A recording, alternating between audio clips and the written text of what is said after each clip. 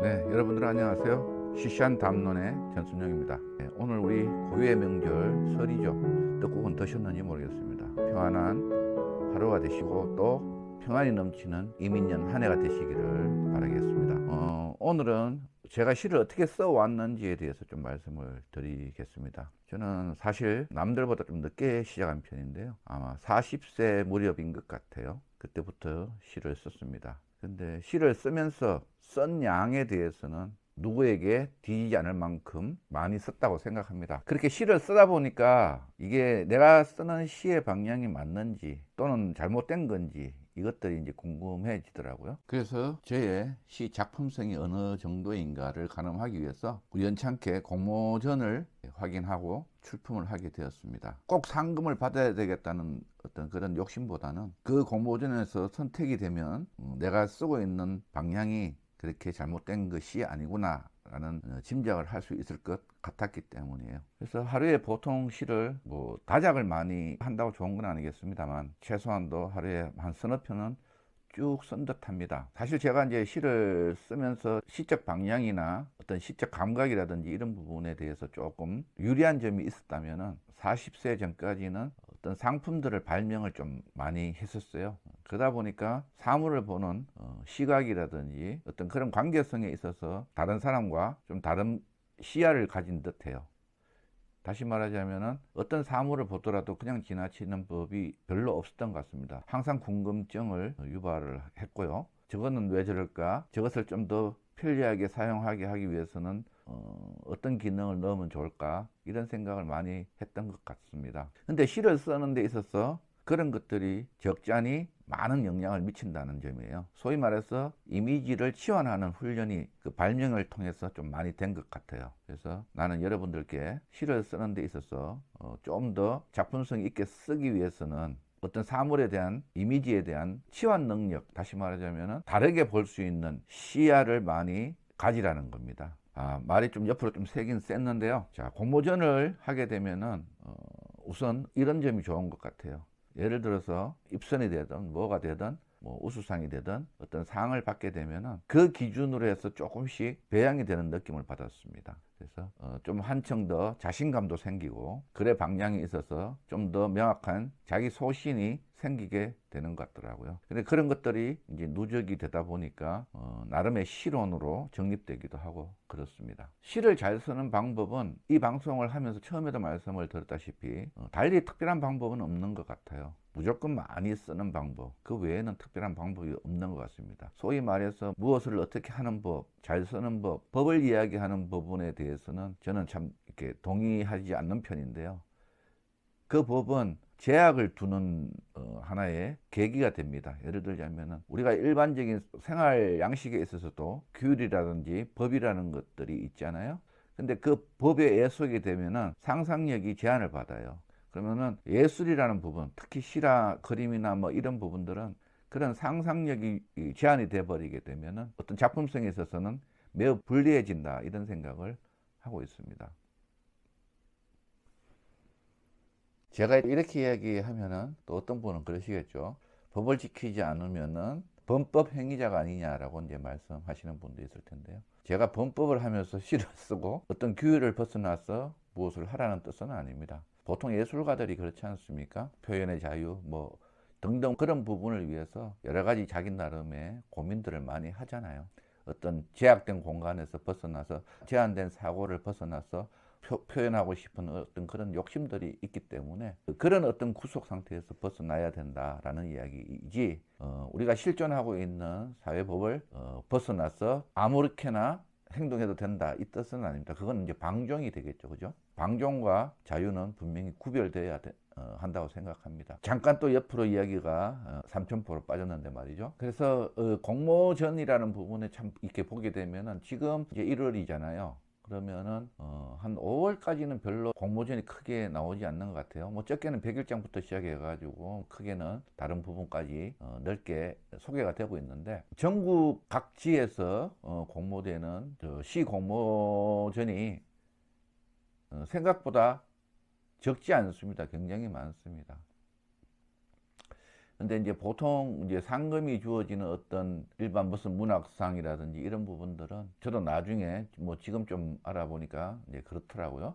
다 그렇지는 않겠습니다만 이미 내정돼 있는 경우 뭐 한 명 정도 뽑는 경우 뭐 이런 경우에는 거의 그런 것 같아. 또 상금이 좀 더구나 많고 이럴 경우에는 아무래도 팔이 안으로 굽는다고 그 상금의 허실이 바깥으로 나가지 않기 위해서 내부적으로 이미 결론을 내고 공모를 하는 경우들도 없지 않아 있습니다. 근데 다는 그렇지는 않겠죠. 그러나 상당히 나는 그런 부분에 대해서는 좀 부정적으로 보고 있습니다. 그러나 일반 사소한 공모전들이 있습니다. 오히려 금액이 뭐 500만 원, 1000만 원 이렇게 가는 것들이 아니고 아주 적은 금액이지만 각 지역이나 각 문학단체에서 공모전을 하는 경우들이 꽤 있는데요. 그런 같은 경우에도 내가 반드시 최고상을 받으면 좋겠지만 최고상이 아니더라도 입선 뭐 그 밑에 있는 가작, 특선 뭐 여러 가지 이제 상에 이제 순위가 있지 않겠습니까? 뭐 장원, 차상, 뭐 차하 뭐 등등 있는데 그런 거에 구애받지 않았으면 좋겠다 이런 생각이 들어요.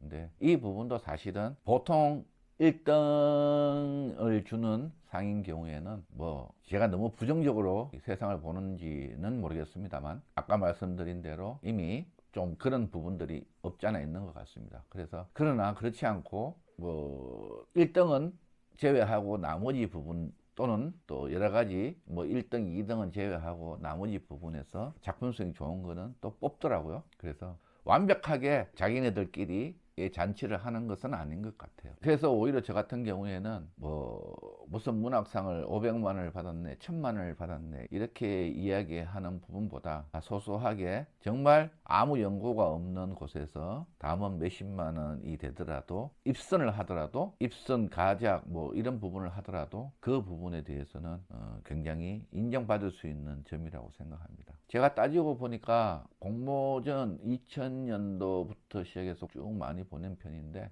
뭐 한 10대 군데 받은 것 같습니다. 물론 2015년 이후에는 아마 2015, 2016, 2017년부터는 공모전 보내는 일을 하지 않았는 것 같은데요. 그 이유는 자칫 잘못하면은 상금 사냥을 하는 사람처럼 보일 수도 있겠다라는 생각이 들더라고요. 그래서 2017년부터는 안 한 것 같아요. 그러니까 그전에는 뭐 소소하게 상을 좀 꽤 받은 것 같습니다.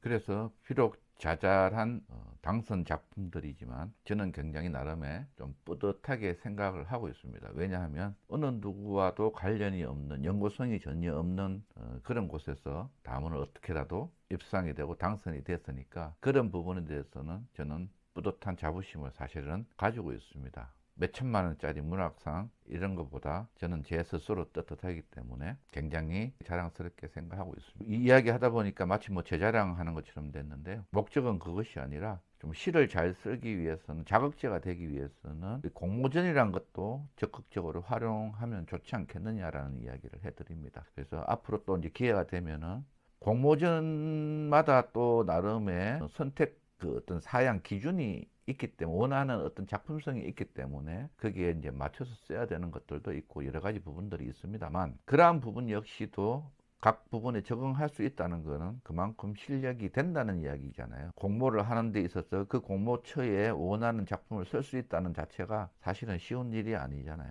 그래서 보통 그런 경우에는 그 문장의 호흡력, 짧은 글보다는 아무래도 좀 긴 글 이런 것들을 많이 뽑는데 짧은 글이라고 해서 반드시 배제가 된다는 뜻은 아닙니다. 아주 좋은 글이라면 짧은 글이라도 공모전에서는 또 선택되는 경우도 있더라고요. 그래서 내가 시를 공부하는 데 있어서 역량을 좀 더 개발하고 싶다 하면은 어떤 다른 방법보다는 공모전을 많이 응모해 보시는 것도 나쁘지 않겠다 이 말씀을 드리고 싶은 겁니다. 장호원 쪽인가요? 그쪽에 복숭아가 많이 나지 않습니까?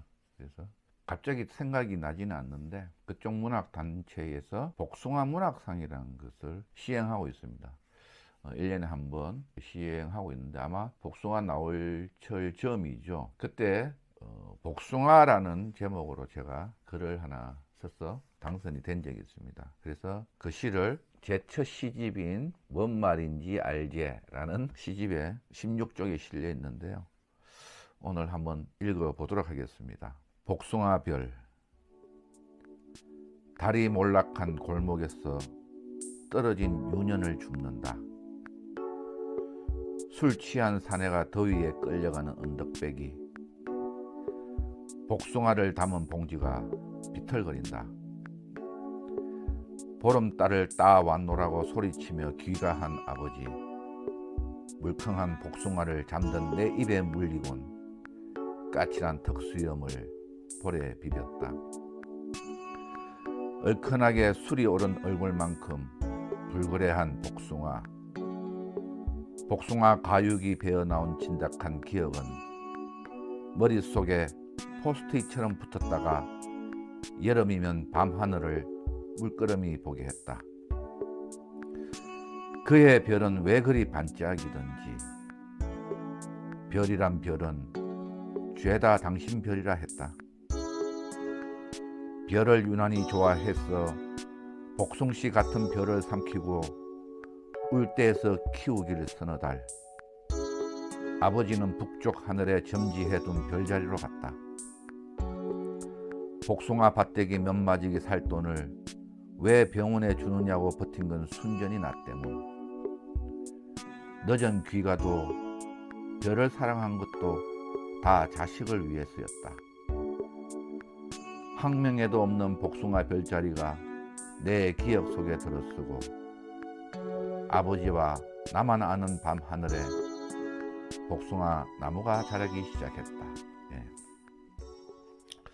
이게 복숭아 문학상에서 받은 작품입니다. 그래서 상금은 한 100만 원 정도 된 것 같아요. 근데 현금은 가져오지 못했습니다. 복숭아를 많이 사갖고 지인들에게 한 박씩씩 돌리고 나니까 현금은 사실 그렇게 가져오지는 못했습니다. 이렇게 한 편씩 쓰고 나면은 또 자신감이 붙고요. 다음에 또 방향에 대한 자기의 시의 방향들이 어떤 부족한 부분은 좀 채워야 되겠고, 또 괜찮게 잘 정리가 된 부분은 좀 더 잘 정리가 될 수 있도록, 정리가 되도록 자기 숙성이 되는 그런 경험을 저는 충분히 해봤습니다. 그래서 여러분들이 시를 쓰는데 정말 갈급증을 느끼고 꼭 시를 내가 뭔가를 좀 작품성 있게 써봐야 되겠다라고 생각하신다면 저는 적극적으로 이 방법을 추천해 드립니다. 사실 이 시에서는 복숭아를 통해서 아버지라는 인물을 이제 끌어들였는데요. 사실 우리 아버지 같은 경우에는 지금 쓴 시처럼 그렇게 자애로운 분은 아니었던 것 같아요. 술만 드시면은 와서 술주정이라고 하죠. 술주정도 많이 하고 그랬던 분인데, 작가의 스토리텔링에 대한 힘이라고 봐야 되겠죠. 그래서 시를 사실적으로 써야 된다라는 개념, 시가 사실이어야 된다라는 사실에 대해서는 저는 조금 시가 경직될 수가 있다 이런 생각이 듭니다. 그래서 시를 쓸 때는 작가의 상상력이 굉장히 많이 유발이 돼야 된다. 그래서 독자가 그 글을 읽는 동안에는 감동이 있어야 되고, 또 아름답거나 뭔가 꽂혀가는 그런 힘이 필요하다라고 생각합니다. 그게 시의 힘이죠. 그래서 시를 쓴다는 거는, 사실 시라는 부분이 제가 쓴 제 시집에, 지금 환성 중입니다 라는 시집에 에필로그에 제가 두었습니다만, 시는 경이다 라는 이 부분이 실질적으로 모든 사람에게 다시 자기를 돌이켜 볼 수 있고, 자기 삶을 돌이켜 볼 수 있고, 또 자기 삶을 통해서 세상을 좀 바르게 또 아름답게 진로를 확보해 나갈 수 있는 역할이 돼야 된다 이런 생각을 합니다. 이제 시를 쓰면서 오늘 하루 이틀 하고 방송을 그만할 게 아니니까, 또 이제 시를 쓰면서 시를 가지고 여러분들에게 나름의 시론에 대해서 한번 이야기를 조금씩 나눌 수 있도록 그렇게 하겠습니다. 오늘은 자기 시력을 키우는 방법에 대해서 제 경험을 통해서 이제 말씀을 드렸는데요.